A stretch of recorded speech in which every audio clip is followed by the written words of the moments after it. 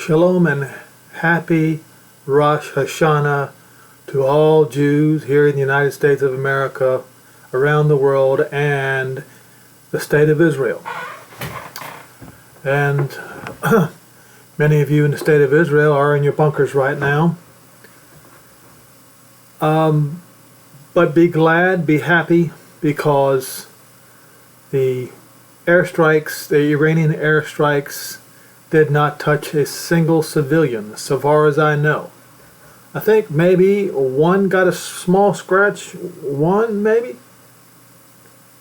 But the Israeli citizens were left untouched, unfortunately. There were a few lives lost in a skirmish in Lebanon. But I want all Jews around the world to listen and listen good. There is a light at the end of this tunnel. But there is still some more tunnel that has to be gone through. There is still the Gog Magog war that has to be fought.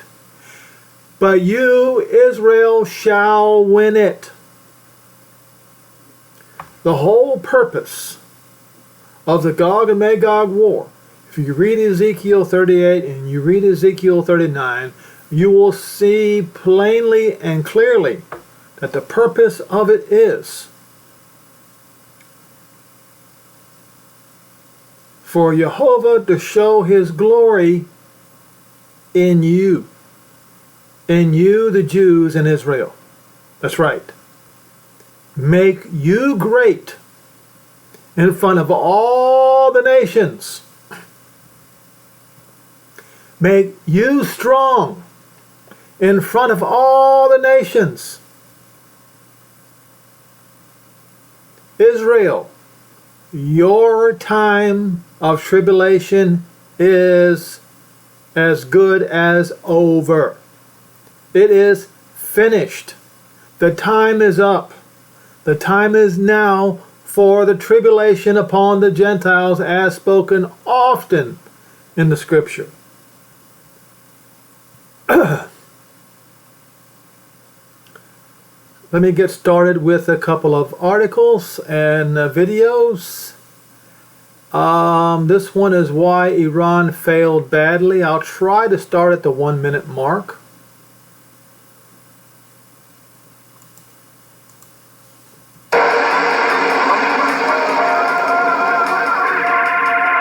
Stop it. Get some help.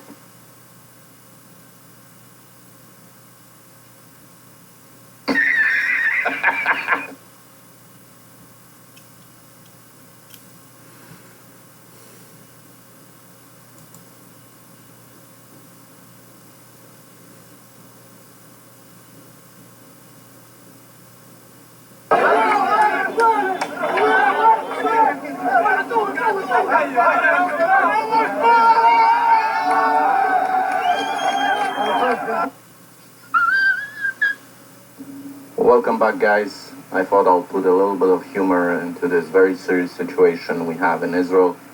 Sometimes the only thing you can do is pray and laugh, really. All right. So you saw that.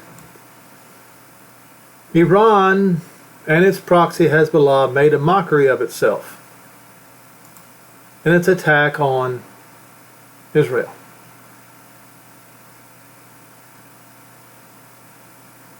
They even launched ballistic missiles at Israel.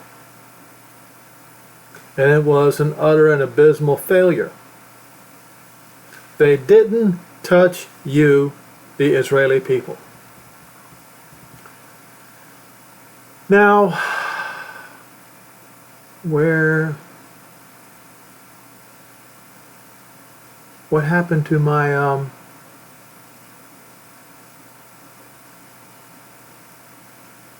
well, I guess I have to go find it.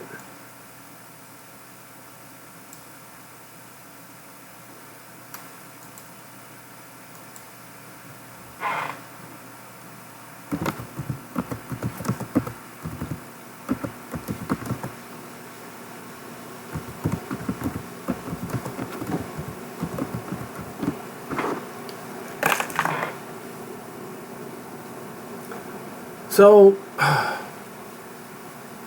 you can see there, this is the article I was looking for on the Kiev Post. Now that's chutzpah. Israel strikes trample on U.S. and Russian red lines. While Washington insists that Ukraine needs to respect Putin's red lines to avoid escalation, Israel stomped all over them by blowing up the Kremlin's largest overseas airbase. What day is this reported? Today. 6 p.m. in Ukraine. An impressive military operation on Thursday that thumbed a nose at U.S. and Russian nuclear arsenals. Israel's armed forces hit the Kremlin's main air base in the Middle East with a devastating missile strike. Not one, many.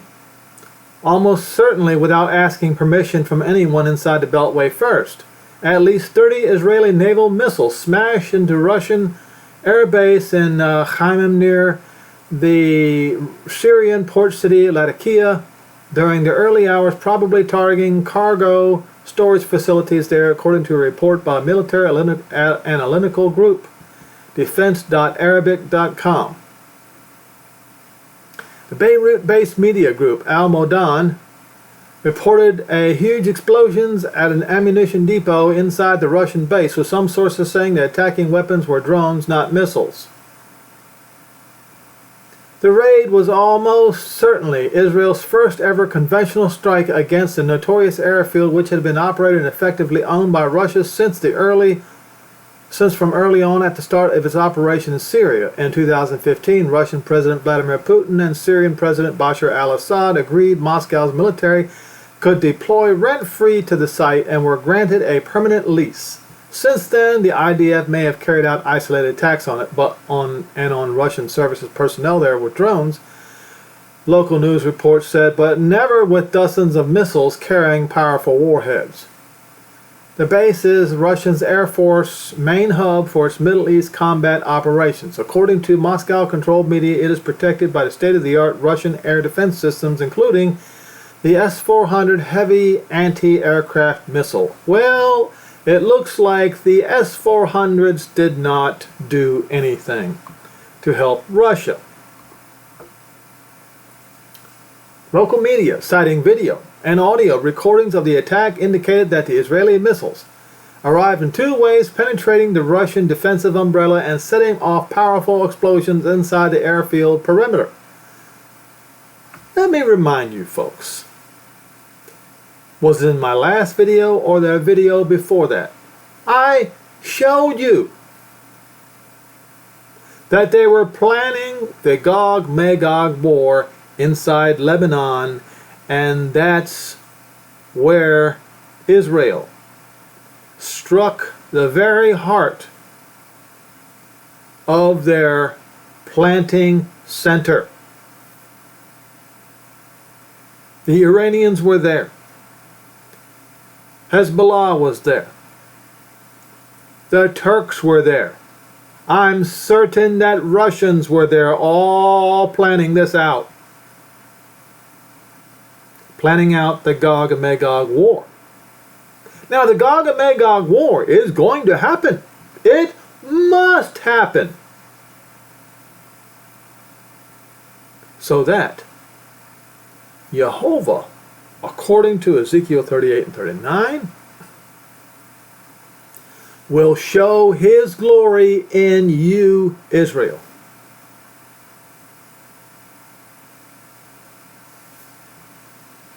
In fact, I may go there.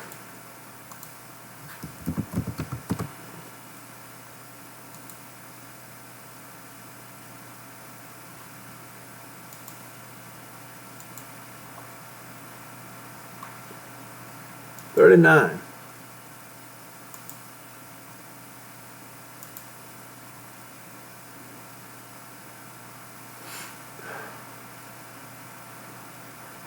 Okay.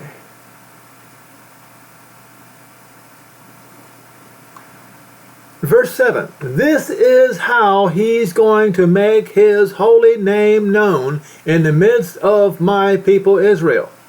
Israel will stop calling him God and start calling him by his real name, Yhovah, the name that they are terribly afraid of, afraid to mention. The name God, or Got, is the pagan name of the idols of the Norse tribes, the Germanic tribes, and the English tribes, having nothing to do with Yhovah Elohim of Israel. This is how he's going to make his holy name known in the midst of my people Israel. I will not let them pollute my holy name anymore. And the Gentiles shall know Yhovah, the Holy One of Israel. How? By this war, by the outcome of this war.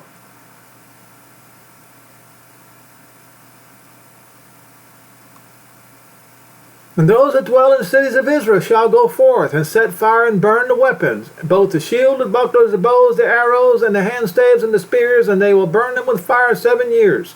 So they will need no wood out of the field, neither shall they cut down any of the forest, for they shall burn the weapons with fire. There will be so much fuel there, it'll be enough to last for 7 years. That's how great this invasion force is. And they will spoil those who spoiled them, and rob those who robbed them. The hunter shall become the hunted.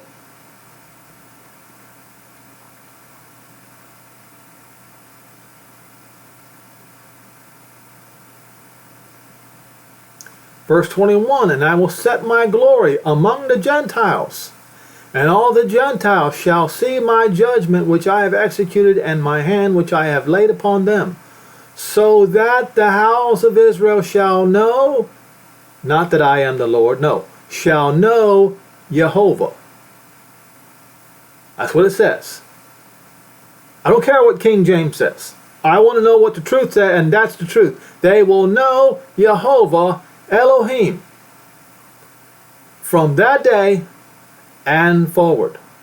And the Gentiles shall know that the house of Israel went into captivity for their iniquity, because they trespassed against me. Therefore I hid my face from them, and gave them into the hand of their enemies. And they fell by the sword. According to their uncleanness and their transgressions have I done unto them, and hid my face from them. Now says Adonai Yhovah, I will bring back the captives of Jacob, and have mercy. In front of all the Gentiles. All the Gentiles are going to see Yhovah having mercy upon the whole house of Israel. And he will be jealous again for his holy name. After they bore their shame and all the trespasses where they have trespassed against me, when they dwelt safely in their land. Well, my mishpacha, the Jews, and all Israel around the world, you have borne the shame of all the trespasses that were committed against Yhovah. You have. Now it is time for mercy on Israel.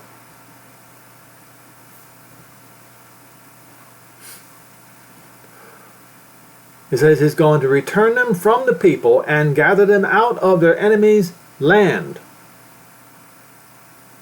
And you will be sanctified in the sight, in the eyes of many Goy.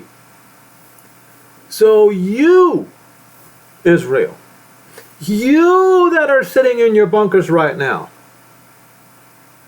you are going to be in the front of the eyes of all the Gentiles. You're going to be sanctified by Yhovah right in front of them. That's why the Gog Magog war must take place. So I'm telling you, do not fear. I know it is difficult. If I was in your shoes, I would feel the same way that you do too.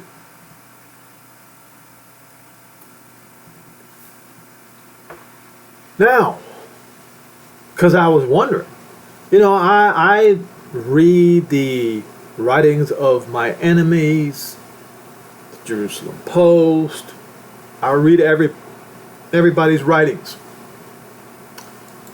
including this, my mortal enemy, this guy, former and probably still current asset in one of the three-letter agencies in the United States government.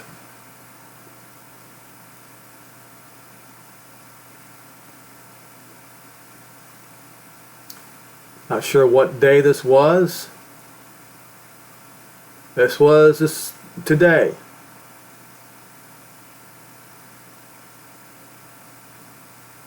Apparently, the way it says, update 12:36 a.m. Eastern Daylight Time.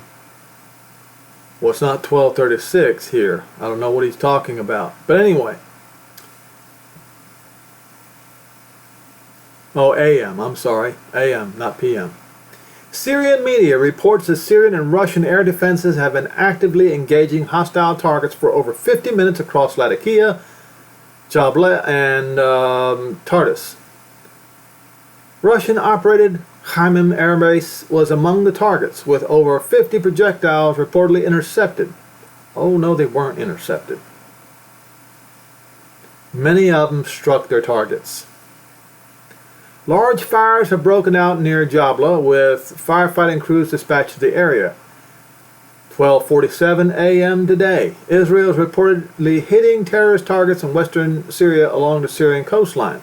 So far, they have hit in Latakia and Tartus, home ports of the Russian Mediterranean flotilla. Also, the Russian Hmeimim Airbase. The Russian ammo stockpile there is exploding. Russian air defenses are reportedly firing at Israel aircraft. See, I believe that the Israelis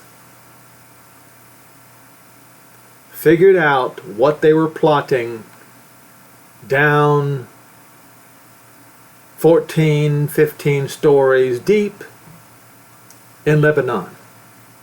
And it was way more than you can imagine. And Russia was most certainly in charge of strategizing the operation. Otherwise, you wouldn't see this happening.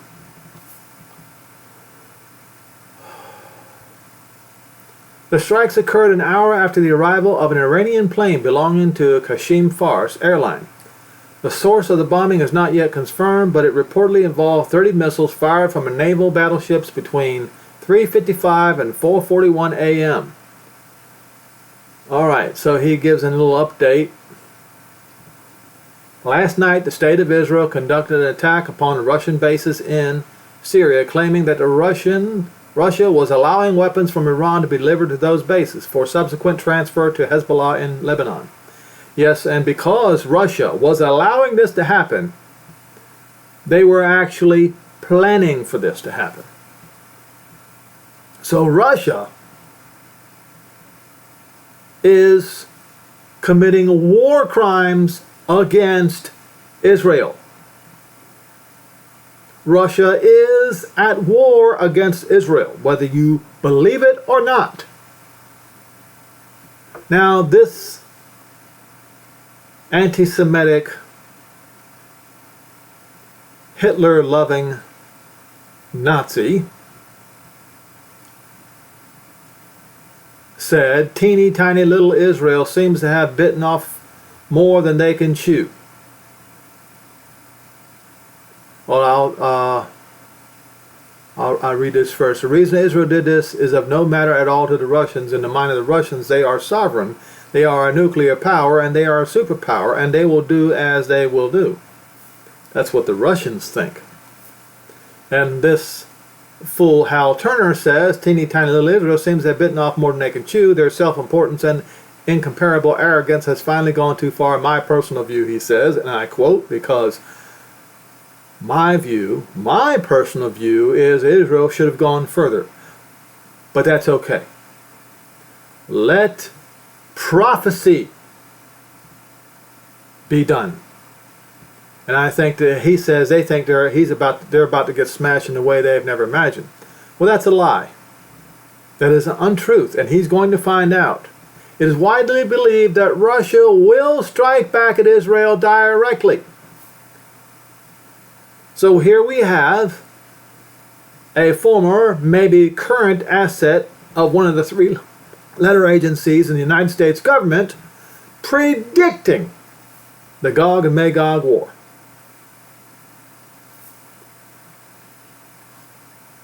How that is done and how severe it is done is completely unknown at this hour, but there is talk of in the Russian State Duma of declaring war. But that's just talk right now. The United States has pledged to defend Israel, but Israel struck first. No, Israel did not strike first. The Russian Axis powers struck first. I am not going to allow this liar to malign the truth the way he does.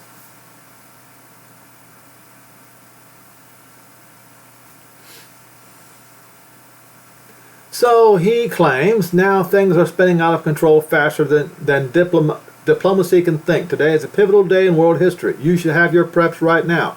I told you a couple of days ago to get your preps ready now. Why haven't you?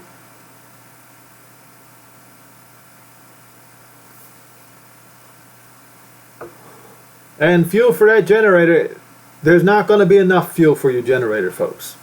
Look, I am saying get ready. Have your beans and rice ready. You do not know how many days or how many months of beans and rice you are going to need. Now, those of you in Israel, Yhovah will provide for you. Somehow. You must believe it. To the rest of you around the world, you better get yourself ready. So the enemy says a portable radio for news and information with spare batteries for it too. You should probably have a communications gear, a CB radio with antenna or a ham radio, shortwave, so that you can communicate locally with nearby neighbors and keep abreast of world event news. You have to be able to cook without electric. Wood stoves are available on Facebook Marketplace right now. But you should already have yourself ready. You should be already ready for this. You should have been ready a long, long time ago for this.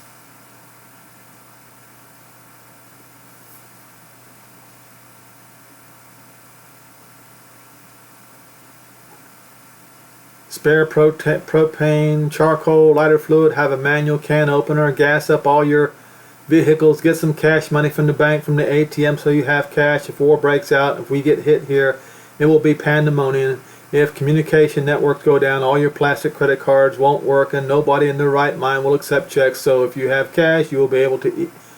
You'll be able to eat. If you don't, you won't. Well, it's going to be worse than that for those around the world. He just doesn't know it yet. And this is what he said. Today is a pivotal day in our world. There is no turning back now. The Israelis have sealed their fate, and ours too. Life as we know it may never be the same. No, Israel did not do this, folks. The Russian Axis did this. And the Russian Axis is going to come to the mountains of Israel to receive their judgment. It's going to happen. I wanted you to be aware of this. You are not seeing this much on mainstream news. It'll probably be reported tomorrow. But as far as I'm concerned, a day late is $1 short, so I am reporting this to you today. But to all Jews around the world, Let me repeat myself. The days of your tribulation are soon to be over. It's just as good as over. The days of your redemption, salvation of Israel, and the restoration of the kingdom of Israel is set to commence very, very soon. Believe me when I tell you this. It is true. It's going to happen, and it's going to happen soon. Get ready.